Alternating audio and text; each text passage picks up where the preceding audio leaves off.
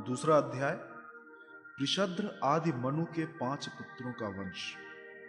श्री सुखदेव जी कहते हैं, परीक्षित, इस प्रकार जब सुद्धुम्न तपस्या करने के लिए वन में चले गए, तब वैवस्वत मनु ने पुत्र की कामना से यमुना के तट पर 100 वर्ष तक तपस्या की।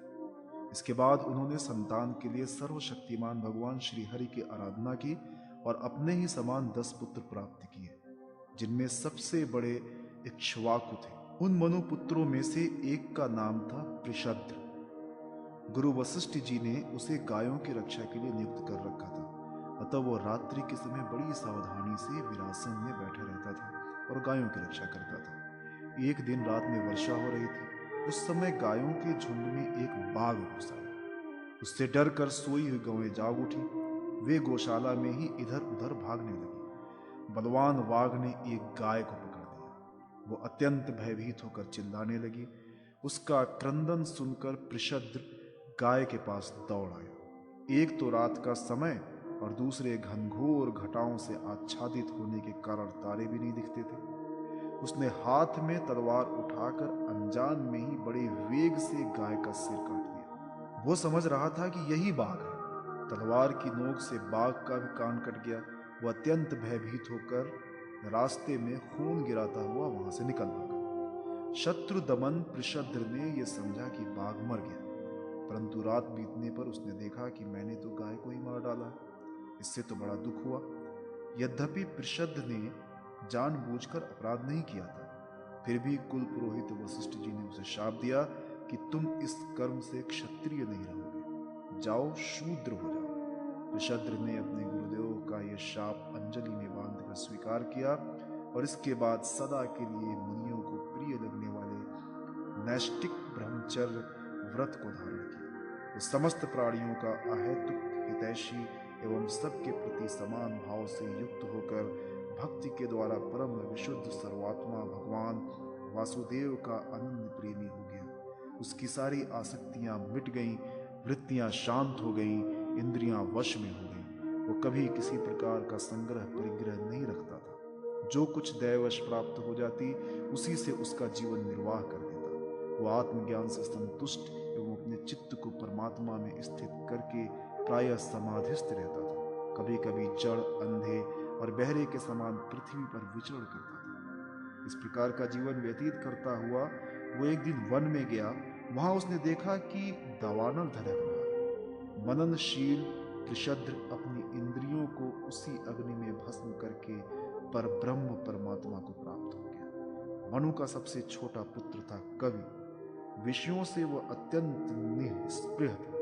वह राज्य छोड़कर अपने बंधुओं के साथ वन में चला गया और अपने हृदय में स्वयं प्रकाश परमात्मा को विराजमान कर किशोर अवस्था में ही परम पद को प्राप्त हो गया। मनुपुत्र करुष से कारुष नामक क्षत्रिय उत्पन्न हुए। वे बड़े ही ब्राह्मण भक्त, धर्म प्रेमी और उत्तरापथ के रक्षक थे। धृष्ट के धाष्ट नामक क्षत्रिय हुए। अंत में वे इस शरीर से ही ब्राह्मण बन गए। नृग का पुत्र हुआ सुमति, उसका पुत्र भूत ज्योति और भूत ज्योति का पुत्र वसु था। वसु का पुत्र प्रतीक और प्रतीक का पुत्र ओघवान। ओघवान के पुत्र का नाम भी ओघवान ही था। उसके एक ओघवती नामक की कन्या भी थी। इसका विवाह सुदर्शन से हुआ। मनुपुत्र नरिष्यंत से चित्रसेन, उससे दृश्य, दृश्य से मिठवान, मिढ़वान से कूर्च और उससे इंद्रसेन की उत्पत्ति हुई। इंद्रसेन से वितिहोत्र, उससे सत्यश्रवा, सत्यश्रवा से रुश्रवा और उससे देवदत्त की उत्पत्ति हुई। देवदत्त के अग्निवेश नामक पुत्र हुए, जो स्वयं अग्निदेव ही थे। आगे चलकर वे ही कानिन और महर्षि जातु कन्यर के नाम से विख्यात हुए। परीक्षित, ब्राह्मणों का आग्निवेश्यायन गोत्र उन्हीं से चला है। इस प्रकार नरिष्यंत के वंश का मैंने वर्णन किया। अब दिष्ट का वंश सुनो। दिष्ट के पुत्र का नाम था नाभाग। ये उस नाभाग से अलग है जिसका मैं आगे वर्णन करूंगा। वो अपने कर्म के कारण वैश्य हो गया। उसका पुत्र हुआ भलंदन और उसका वत्स प्रीति। वत्स प्रीति का प्रांशु और प्रांशु का पुत्र हुआ प्रमति, प्रमति के खनित्र, खनित्र के चाक्षुष और उनके विविंशति, विविंशति के पुत्र रंभ और रंभ के पुत्र खनिनेत्र, दोनों ही परम धार्मिक हुए। उनके पुत्र करंधम और करंधम के अविक्षित। महाराज परीक्षित अविक्षित के पुत्र मरुत चक्रवर्ती राजा हुए। उनसे अंगिरा के पुत्र महायोगी संवर्त ऋषि ने यज्ञ कराया। मरुत का यज्ञ जैसा हुआ वैसा और किसी का नहीं हुआ। ये यज्ञ के समस्त छोटे बड़े पात्र अत्यंत सुंदर और सोने के बने हुए थे। उस यज्ञ में इंद्र सोम पान करके मतवाले हो गए थे और दक्षिणाओं से ब्राह्मण तृप्त हो गए थे। उसमें परसने वाले थे मरुदगण और विश्वदेव सभासद थे। मरुत के पुत्र का नाम था दम, दम से राज्यवर्धन, उससे सुधृति और सुधृति से नर नामक पुत्र की उत्पत्ति हुई। नर से केवल, केवल से बंधुमान, बंधुमान से वेगवान, वेगवान से बंधु और बंधु से राजा तृणबिंदु का जन्म हुआ। तृणबिंदु आदर्श गुणों के भंडार थे।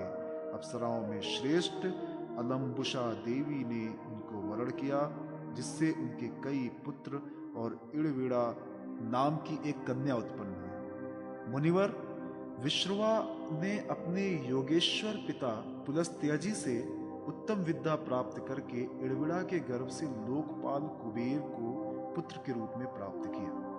महाराज तृणबिंदु के अपनी धर्म पत्नी से 3 पुत्र हुए, विशाल, शून्यबंधु और धूम्रकेतु। उनमें से राजा विशाल वंशधर हुए और उन्होंने वैशाली नाम की नगरी बसाई।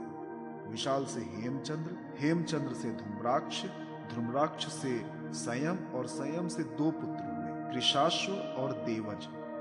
कृशाश्व के पुत्र का नाम था सोमदत्त। उसने अश्वमेघ यज्ञों के द्वारा यज्ञपति भगवान की आराधना की और योगेश्वर संतों का आश्रय लेकर उत्तम गति प्राप्त की। सोमदत्त का पुत्र हुआ सुमति और सुमति से जन्मेजय। ये सब तृणबिंदु की कीर्ति को बढ़ाने वाले विशाल वंशी राजा।